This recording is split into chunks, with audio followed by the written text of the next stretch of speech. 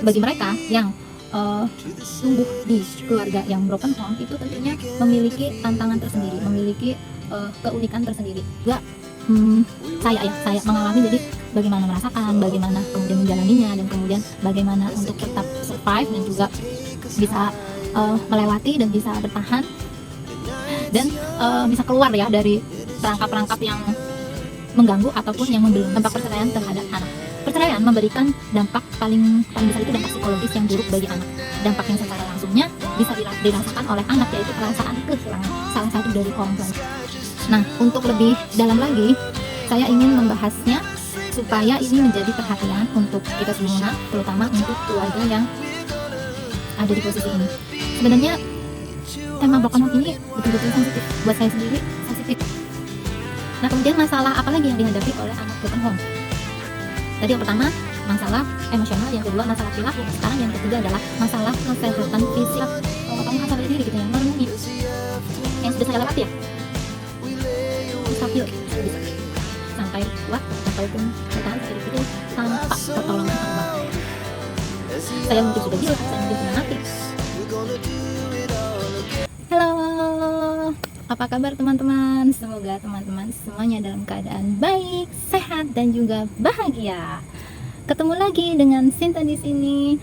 Seperti biasa, di sini saya berbagi pengalaman dan juga pengetahuan seputar spiritual dan kaitannya dengan kesehatan mental. Nah, tema untuk kali ini tema yang sudah lama saya rencanakan, yaitu tentang broken home. Bicara tentang broken home, ini kaitannya dengan angka perceraian di Indonesia yang semakin tinggi. Dari data BPS, nanti saya perlihatkan ke teman-teman, semakin kesini semakin meningkat, terutama pada saat terjadinya COVID itu ya, itu peningkatannya mulai terlihat. Ketika terjadi perceraian, tentunya yang menjadi konsen ya saya sendiri, yaitu bagaimana dampaknya ke anak-anak. Artinya korban dari keluarga yang broken home akan semakin bertambah. Nah, oleh karena itu saya tertarik untuk membahas tentang broken home, di mana saya sendiri pun terlahir dari keluarga broken home. Bukan suatu kebanggaan atau apa. Nah, seperti yang biasa saya lakukan di sini, yaitu berbagi berdasarkan pengalaman. Karena kalau berdasarkan pengalaman itu kan kita mengalami, jadi kita berbeda dengan sekedar pengetahuan saja gitu ya.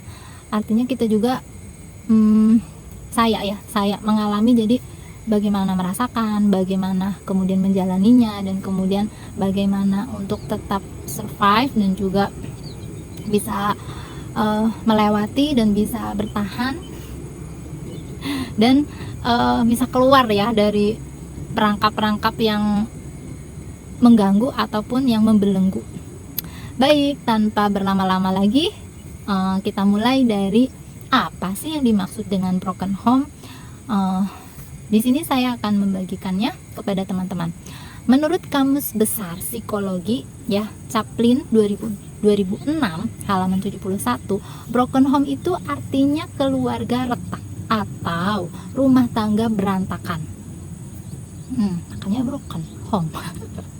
Menurut Sofyan S. Willis, broken home dapat dilihat dari dua aspek, yaitu karena strukturnya tidak utuh lagi, di mana salah satu kepala keluarga meninggal atau bercerai, atau tidak bercerai namun struktur keluarganya sudah tidak utuh lagi, di mana orang tua sering tidak di rumah, sering tidak memenuhi kewajibannya, sering tidak menjalankan perannya, sehingga tidak lagi menunjukkan kasih sayang, perhatian, dan cinta. Nah, di sini misalnya orang tuanya itu sering bertengkar, ribut setiap hari, tidak ada ketenangan, jadi terus menerus konflik. Nah, ini juga termasuk dalam kategori broken home. Nah, selanjutnya, faktor apa saja sih yang menyebabkan keluarga broken home? Nah, yang pertama, ini yang paling umum ya, yaitu permasalahan ekonomi, di mana ketika keluarga tersebut secara ekonominya itu bermasalah, ini akan menimbulkan konflik antara pasangan yang imbasnya biasanya pada anak-anak. Nah, yang kedua, perbedaan usia yang cukup jauh misalnya. Nah ini kan artinya terjadi perbedaan misalnya kematangan ya, pola pikir dan sebagainya. Ini juga bisa menimbulkan konflik. Kemudian yang ketiga, tidak jarang juga masalah keturunan. Nah, yang keempat tentang perbedaan prinsip. Bisa jadi pada saat menikah itu masih satu visi misi, kemudian beriringnya pernikahan ketika ketika keduanya itu tidak saling menyeimbangkan ya. Artinya misalnya yang satunya terus mengaktualisasikan diri atau meningkatkan kapasitas diri, kualitas diri, tapi yang satunya misalnya tidak ada progres misalnya. Jadi kan itu ada gap ya. Nah, ini juga bisa menjadi sumber pertengkaran atau konflik. Nah, kemudian yang selanjutnya juga perbedaan lain yang muncul di dalam pernikahan. Nah, ini ada beberapa faktor yang menyebabkan keluarga broken home.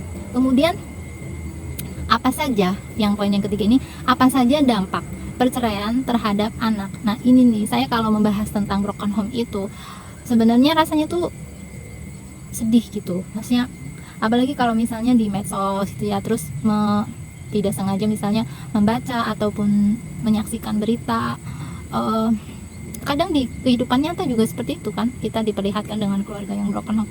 Yang saya pikirkan itu adalah anak-anak gitu, psikologi mereka gitu ya, kondisi mereka yang mereka diam tapi sebenarnya di dalam hatinya itu banyak memendam perasaan ya, emosional, pikiran-pikiran dan sebagainya. Oke, kita balik lagi tadi ke dampak perceraian terhadap anak. Perceraian memberikan dampak paling besar itu dampak psikologis yang buruk bagi anak. Dampak yang secara langsungnya bisa dirasakan oleh anak, yaitu perasaan kehilangan salah satu dari orang tuanya. Ini untuk yang bercerai ya. Mungkin yang tidak bercerai ya tetap saja gitu, walaupun tiap hari misalnya ketemu, ataupun masih kalaupun tidak tiap hari ketemu misalnya, masih bertemu di dalam satu rumah, tetapi rasanya itu beda. Rasanya itu kayak lebih ke rasa kehilangannya itu bukan secara fisiknya ya, tapi secara bisa jadi perannya, bisa jadi kehilangan rasa kasih sayangnya, cintanya, perhatiannya, seperti itu. Nah, di sini nih yang tadi ya, rasa langsung yang dapat dirasakan langsung oleh anak. Kemudian dilansir ya dari healthmeup.com, ada 8 dampak perceraian bagi anak. Yang pertama, penurunan akademik. Nah, ini kaitannya dengan proses belajar di sekolah ya. Mereka menjadi kurang adanya minat untuk belajar misalnya, ataupun kesulitan untuk konsentrasi karena memendam tadi ya, perasaan-perasaan yang tidak mengenakan gitu, perasaan sedih, kecewa, bisa jadi bingung ataupun marah dan sebagainya. Ini kan mempengaruhi mempengaruhi konsentrasi dan juga tadi minat ya. Jadi bad mood misalnya. Nah, ini juga bisa jadi. Nah, jadi dengan begitu maka berpengaruh pada penurunan akademik. Yang kedua, kecenderungan untuk terpengaruh hal buruk. Ini karena kurangnya perhatian dari orang tua. Jadi akhirnya kurang, gak cuma perhatian tapi juga pendidikan dari orang tua. Jadi akhirnya mereka mudah terpengaruh dengan hal-hal yang buruk. Kemudian yang ketiga, kualitas kehidupan yang rendah.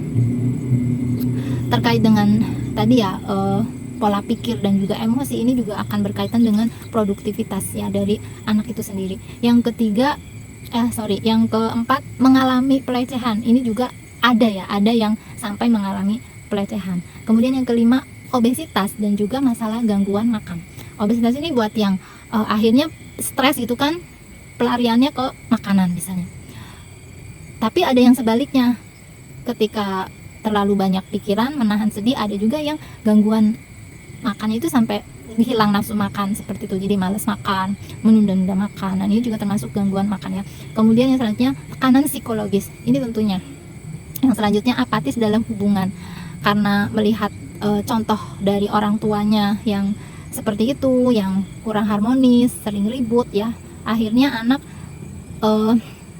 tidak mendapatkan contoh yang baik kan, yang nyaman, yang penuh dengan cinta. Akhirnya jadi apatis dalam menjalin hubungan dengan orang lain. Kemudian dampak yang lainnya, melakukan seks bebas. Nah, ini juga ada yang sampai melakukan hal yang seperti itu gitu. Kemudian dari 8 dampak ini dikuatkan lagi dari hasil penelitian Sarbini dan Kusuma di tahun 2014, di mana kondisi psikologi anak dalam keluarga yang bercerai itu betul-betul dapat dirasakan anak, seperti merasa tidak aman, adanya penolakan dari keluarga, marah, sedih, kesepian, dan perasaan menyalahkan diri sendiri. Nah ini tentunya buruk ya bagi anak, sedih ini buat anak. Nah, selain itu anak juga mengalami masalah internal dalam menghadapi konflik. Sebetulnya kan untuk usia anak-anak itu kan usia yang mereka itu bermain, belajar, tetapi dalam kondisi keluarga yang broken home itu mau nggak mau mereka dihadapkan dengan konflik. Nah, untuk lebih dalam lagi saya ingin membahasnya supaya ini menjadi perhatian untuk kita semua, terutama untuk keluarga yang ada di posisi ini. Sebenarnya tema broken home ini betul-betul sensitif buat saya sendiri, sensitif gitu ya. Jadi apa yang saya bagikan di sini itu dari versi saya. Tentunya tidak selalu sama dengan apa yang dialami oleh orang lain atau versi orang lain. Baik, secara umum masalah yang dihadapi anak broken home itu ada beberapa. Ini masalahnya ataupun tadi ya dampaknya ya bagi anak itu apa gitu ya. Banyak sekali nih teman-teman, banyak sekali, dan saya merasakan sendiri dan berjuang untuk bisa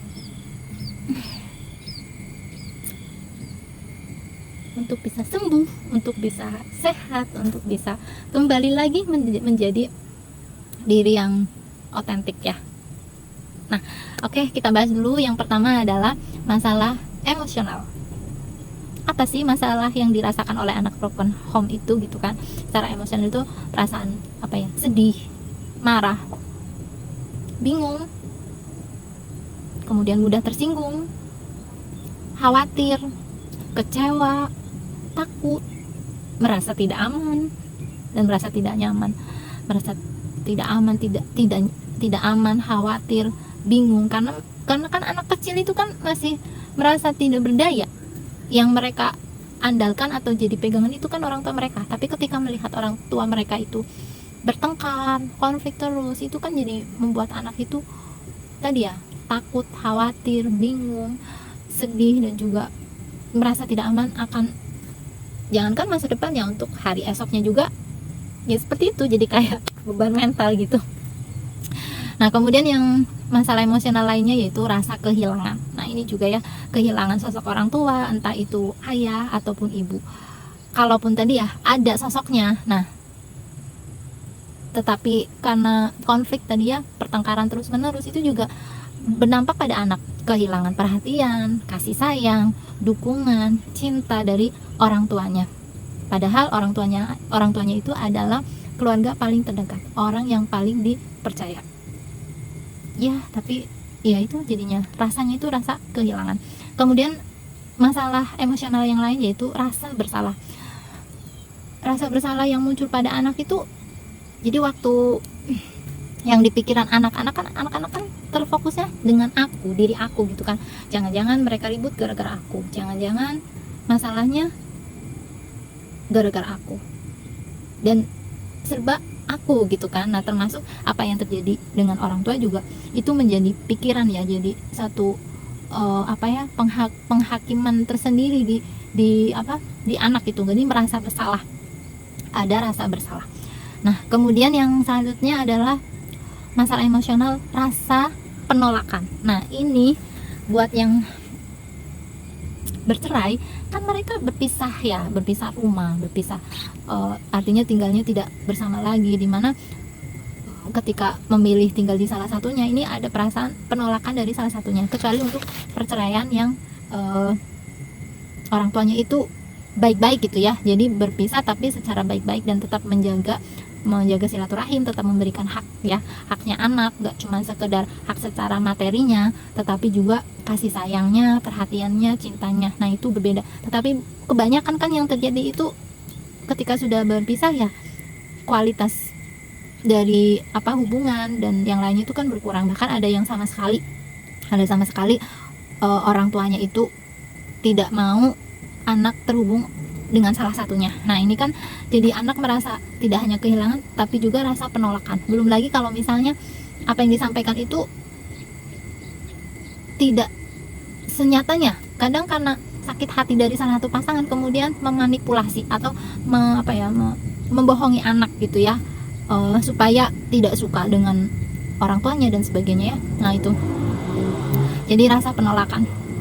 Nah kemudian selanjutnya adalah rasa emosional lainnya, rasa diabaikan, haus kasih sayang, mudah rapuh, karena support sistemnya yaitu orang tuanya itu kan runtuh, jadi jiwa anak itu jadi mudah rapuh. Kemudian kesulitan mengontrol emosi. Selain itu masalah emosional lainnya bisa depresi, kecemasan terus menerus hingga trauma. Nah itu masalah yang dihadapi anak broken home dari segi emosional. Berat ya? Berat. Maka dari itu ya kita tidak bisa memilih terlahir dari keluarga mana, ya kan? Berat memang berat, tetapi ketika kita sadar dan kita berani mengambil tanggung jawab, itu dengan sendirinya akan lebih mudah dilalui. Nah sebelum ke masalah anak broken home ya, masalah yang dihadapi anak broken home yang kedua ya. Nah, untuk saya sendiri terlahir di keluarga broken home itu, dari kecil itu banyak pertanyaan, merasa mengapa aku berbeda, mengapa keluarga aku berbeda, mengapa ini harus terjadi kepada keluarga aku. Dan juga rasanya itu lebih sensitif gitu. Kadang ada rasa iri melihat teman-temannya, teman-teman itu begitu harmonis, rukun dengan orang tuanya ya, kemudian mendapatkan sentuhan fisik ya, misalnya dibelai, dirangkul, dicium misalnya, digandeng ya, seperti itu ya. Kadang ada rasa oh ya seperti itu ya, maksudnya mereka itu kelihatannya bahagia. Ada rasa seperti itu. Kok saya berbeda.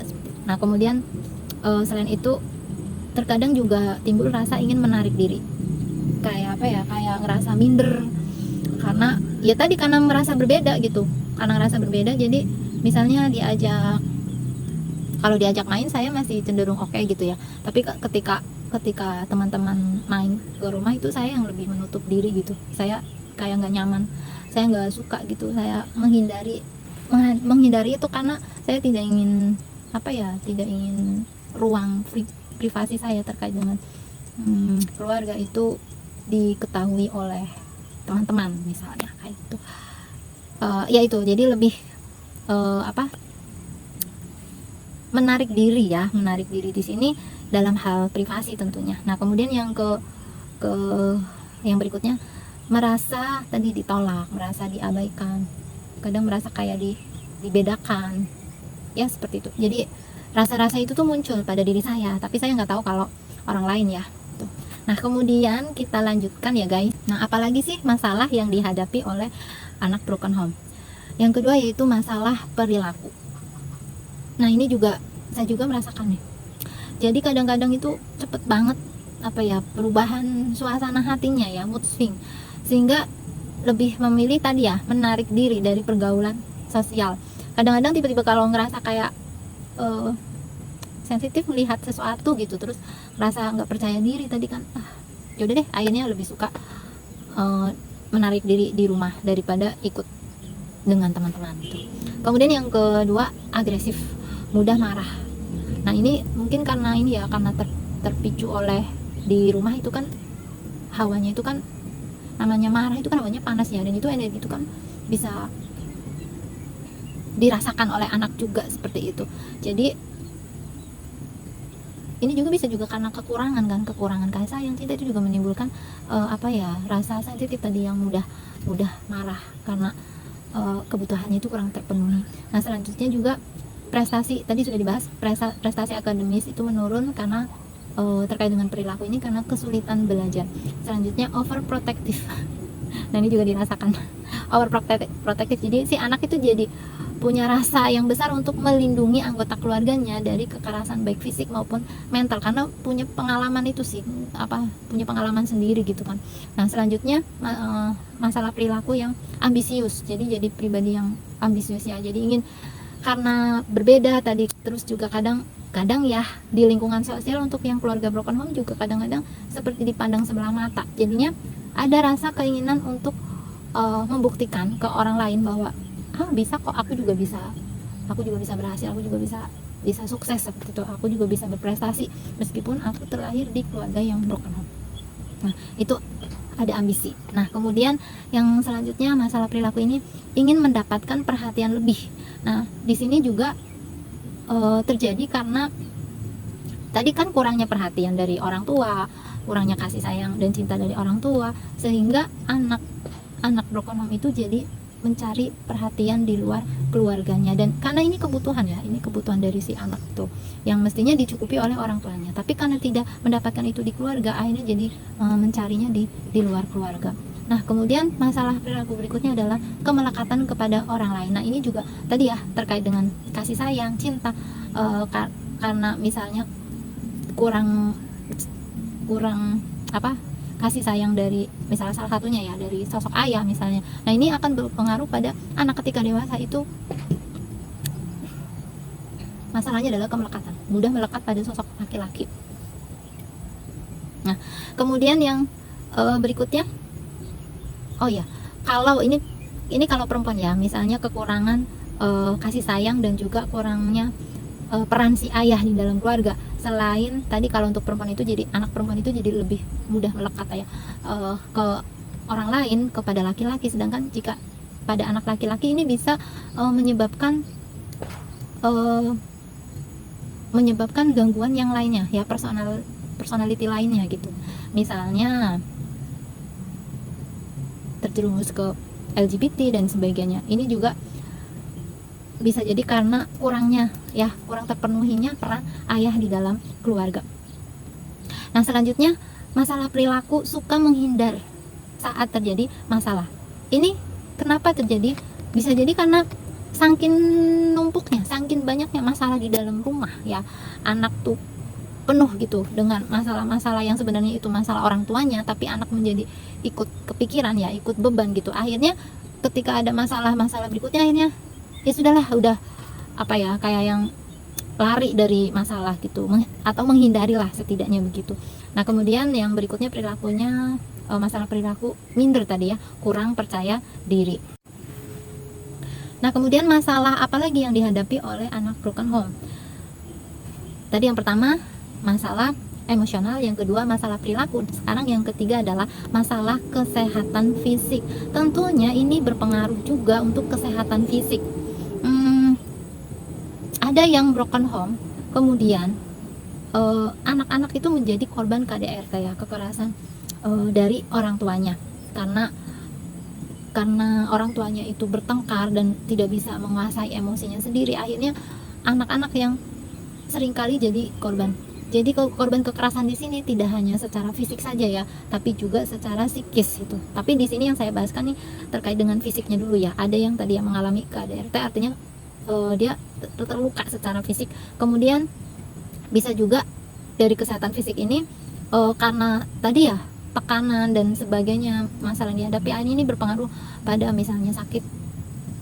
Kalau cemas itu kan ada sesak napas, ada juga sakit perut, ada juga yang sakit kepala, sampai gangguan tidur ya, insomnia. Nah itu secara fisik. Dan yang terakhir itu masalah kesehatan mental. Ini jelas-jelas ya, karena dengan banyaknya konflik dari orang tua, mereka sangat terbebani dengan emosi-emosi negatif yang ada di rumah ya. Tidak cuma masalahnya, tetapi juga emosi negatifnya itu. Rasanya jadinya secara mental itu ya stres, cemas tadi ya, trauma, depresi dan juga gangguan kejiwaan lainnya, bahkan bisa sampai bunuh diri ya. Nah itu yang paling parah ketika kurang perhatian dari keluarganya. Nah ini saya sudah bahas banyak sekali ya masalah yang dihadapi oleh anak broken home. Tentunya tadi ya tidak semuanya mungkin yang saya bahas di sini dialami oleh semua orang, mungkin ada sebagiannya. Begitu juga dengan saya ketika mengalami ini juga ya seperti itu. Rasanya ditolak, rasanya kayak diabaikan, sedih, kecewa, bingung, bahkan ada rasa kecewa pada sosok pada sosok laki-laki pada saat itu. Karena ya lihatnya dari sosok orang tua ya kan, padahal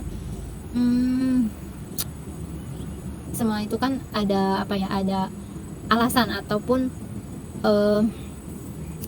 mengapa terjadi seperti itu ada tujuannya, ada alasannya, ada hikmah pelajaran di balik itu. Tetapi buat anak itu belum matang secara mental, jadi menganggapnya kan itu suatu yang buruk gitu. Dan saya bersyukur bisa melewati dan juga bisa ya, sebenarnya kan apa yang terjadi itu kan tempaan itu kan di satu sisi memang secara psikologi banyak sekali dampak buruknya ya, tapi di sisi lain memang secara itu menempa diri kita itu menjadi lebih mandiri, lebih kuat. Nah tapi ini tadi balik lagi ya, ini secara saya pribadi, secara personal gitu. Untuk yang lainnya tentunya tergantung dari kondisi separah apa dari keluarganya masing-masing. Nah selanjutnya teman-teman, yang ingin saya bagikan di sini adalah tips agar kita sebagai anak broken home itu supaya tetap sehat, aman, dan juga tetap bisa merasakan kebahagiaan ya dalam kondisi ya terlepas dari kondisi keluarga yang seperti itu gitu. Tips yang pertama yaitu komunikasi terbuka. Nah, di sini teman-teman bisa bicarakan perasaannya kepada orang-orang yang dapat dipercaya, kepada orang yang tepat. Nah, terbuka di sini juga perlu tadi ya, memilih orang yang tepat. Karena ketika kita salah memilih orang, bukannya kita menjadi rasanya lega, tapi bisa jadi malah tambah tertekan. Dan ini penting ya teman-teman, untuk memilih orang yang tepat, yang dapat dipercaya, yang dapat menerima. Syukur-syukur yang bisa paham ya, yang paham tentang psikologi ataupun tentang seputar kesehatan mental seperti itu. Nah kemudian yang kedua, teman-teman bisa bergabung dengan komunitas yang mendukung supaya mendapatkan support, supaya saling menguatkan tadi ya, saling mengingatkan, saling mendoakan. Nah ini menjadi energi yang positif ya, memberikan energi yang positif untuk teman-teman yang ketika di keluarga itu ibaratnya energinya kesedot karena adik kan kondisinya itu banyak konflik, jadi kayak seperti dicas gitu ketika berkumpul dengan komunitas yang sehat. Kemudian yang ketiga, tetap menjalin hubungan yang baik dengan orang tua kita. Bagaimanapun mereka itu kan orang tua kita ya, mereka berhak untuk dihargai, berhak untuk dihormati. Kita mempunyai kewajiban untuk berbakti. Sebenarnya tanpa kewajiban dan hak itu ketika kita sadar ya, tentunya siapa sih yang gak sayang sama orang tua, siapa sih orang tua yang gak sayang anak gitu kan. Jadi di sini tetap jalin hubungan baik dengan orang tua. Nanti akan berbeda ketika sudah terjadi rekonsiliasi hubungan ya. Nah ini nanti pembahasannya bisa ke lainnya. Tapi yang saya lakukan salah satunya adalah selain tetap menjalin hubungan baik dengan mereka, dan pada akhirnya ya saya melakukan rekonsiliasi dengan mereka, dan hasilnya alhamdulillah, nah itu bisa membantu saya untuk sembuh, dan juga mereka juga jadi memahami, dan juga sama-sama nih kita jadi saling belajar, kita saling bertumbuh untuk menjadi orang tua yang lebih baik lagi, dan saya pun menjadi anak yang lebih sayang lagi kepada orang tua. Nah berikutnya tips yang keempat yaitu tingkatkan koneksi kita kepada Allah, kepada Tuhan ya. Ini penting banget. Ini dari pengalaman saya ya. Saya itu bukan terlahir dari keluarga yang religius, bukan keluarga yang berpendidikan. Jadi ketika saya mengalami menjadi anak broken home itu, saya mencari ilmu agama dan lingkungan ya itu di luar. saya ngaji, saya ikut organisasi Islam pada saat itu, kemudian juga lingkungan tadi ya, organisasi komunitas yang bisa menumbuhkan rasa percaya diri, dan juga ya itu tuh yang saya rasakan itu. Jadi ada rasa apa ya, kayak tantangan ya untuk diri sendiri itu. Saya ngobrol dengan diri sendiri, saya bilang begini, oke Sinta, keluarga kamu memang tidak seperti keluarga yang lainnya, memang keluarganya seperti ini, broken home, dan tidak seberuntung dengan anak yang lainnya, tapi ini tantangan buat kamu untuk membuktikan bahwa meskipun terlahir dari keluarga broken home, tetapi kamu bisa menjadi anak yang baik, kamu bisa menjadi anak yang solehah, kamu bisa menjadi anak yang berprestasi, kamu bisa menjadi anak yang menjadi teladan bagi keluarga dan juga lingkungan, kamu bisa membanggakan mereka. Nah, itu saya ngobrol sama diri saya sendiri itu. Nah, tentunya untuk menjalani atau menaklukkan tantangan itu kan butuh kekuatan. Kadang seringkali kalau saya muhasabah diri gitu ya, merenungi yang sudah saya lewati ya, mustahil saya bisa sampai kuat ataupun bertahan sampai detik ini tanpa pertolongan Allah. Saya mungkin sudah gila, saya mungkin sudah mati gitu, karena ya saya sih tidak menceritakan di sini apa-apa yang berat yang saya lalui gitu, tapi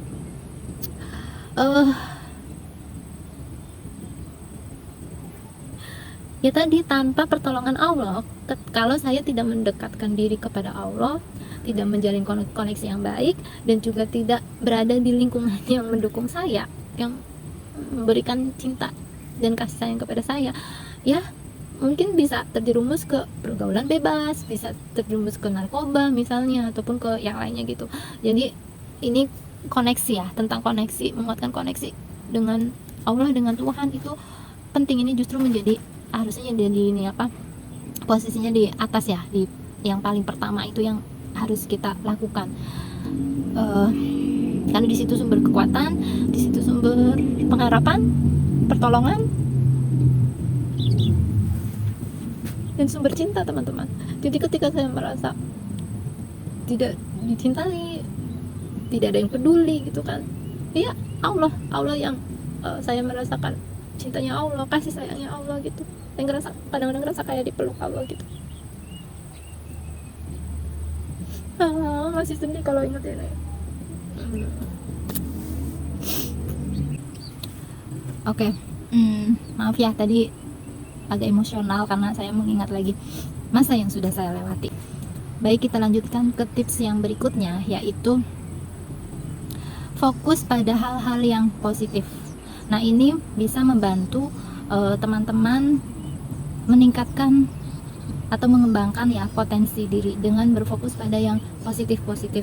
Nah, ini juga kaitannya dengan tadi pengalaman saya itu, karena saya merasa tertantangkan untuk membuktikan tadi ya.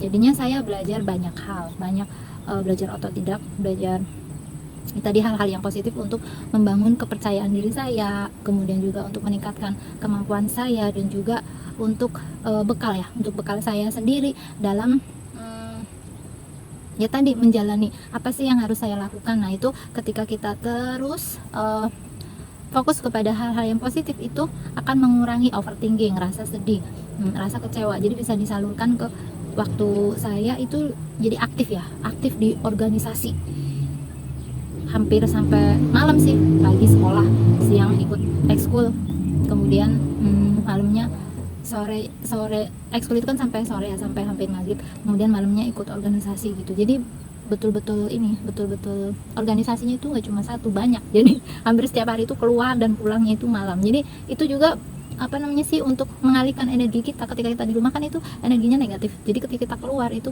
kita lebih menyalurkan energi kita ke hal-hal yang positif. Nah, teman-teman, jadi penting ya untuk fokus pada hal-hal yang positif supaya kita menjadi dapat juga ya energi yang positif dari luar, maupun diri kita pun bisa memberikan energi positif kepada orang lain. Nah, kemudian yang keenam, pentingnya untuk menjaga kesehatan ini ya, baik kesehatan secara fisik maupun secara mental. Nah, kemudian yang ketujuh ya tadi self love ya. Ini kaitannya untuk menjaga kesehatan fisik dan mental, itu dengan self love. Misalnya luangkan waktu untuk sendiri, untuk menyenangkan diri sendiri, misalnya melakukan hobi, melakukan passion, atau ya apapun itu yang teman-teman suka, itu dialokasikan waktunya ya, waktunya, tenaganya, pikirannya, sehingga itu juga yang bisa meningkatkan rasa rasa bahagia kita gitu ya, buat ngecas kita dari kondisi di rumah yang tadi tidak menyenangkan, yang tidak aman, yang tidak nyaman gitu. Itu penting juga sih, meluangkan waktu untuk me time ya. Nah, itu teman-teman untuk tips dari saya. Nah, adapun untuk yang sudah dewasa ya, yang sudah seperti saya melalui masa-masa masa anak-anak, remaja, terus sekarang sudah dewasa, itu mengapa sih perlu menyimak video ini ya? Mengapa sih kita perlu belajar lagi tentang ini gitu ya? Karena tentang dampak broken home terhadap anak itu ya. Nah, ini karena kita itu kan sudah terprogram ya. Kita yang sudah dewasa ini sudah terprogram dari bagaimana didikan, perilaku, pola asuh orang tua kita yang dalam kondisi yang tadi broken home itu. Nah, ketika kita tidak menyadari bahwa jadi bukan broken home yang jadi masalah, tapi dampaknya itu yang jadi masalah ke mental kita, ke jiwa kita. Nah, ini yang perlu disadari. Ketika kita sadar, jadi kita tahu, oh, saya punya masalah di, misalnya saya itu orangnya sensitif gitu kan, gampang peka gitu, sensitif gitu. Terlalu sensitif itu juga kurang bagus juga. Nah, di sini jadi tahu, oh, ini kekurangan saya atau kelemahan saya, ini yang perlu disembuhkan atau dirangkul, di healing lah intinya gitu kan. Terus selain itu, setelah sadar masalah, maka kan sadar untuk cari solusinya ya kan. Nah, jadi kesadaran itu menjadi penting ya, sadar untuk mencari solusinya. Kemudian setelah sadar mencari solusinya, kan kita menjalankan solusi tersebut ya. Ya udah, selanjutnya kita sadar untuk menjaga diri kita supaya tidak kembali lagi ke inner child kita, maksudnya ke diri kita yang versi lama ya. Ketika kita udah sembuh kan kita menjadi diri kita yang versi baru gitu ya. Nah, kita menjaga kesehatan kita, kesehatan fisik kita, mental kita, supaya tetap seimbang. Nah, selanjutnya sadar mengambil kendali. Setelah tahu, ya udah, setelah kita sadar tadi solusi, kemudian kita sadar untuk menjaga diri, kemudian mengambil kendali kita supaya jangan sampai terjadi lagi gitu. Nah, itu saja teman-teman sharing saya hari ini. Mohon maaf jika tadi banyak iklannya ya. Saya pernah ngalami, jadi terkadang masih secara emosionalnya itu tidak dapat dihindari. Terima kasih sekali lagi yang sudah menyimak dari awal hingga akhir. Semoga bermanfaat. Sampai ketemu di pembahasan berikutnya. Dadah.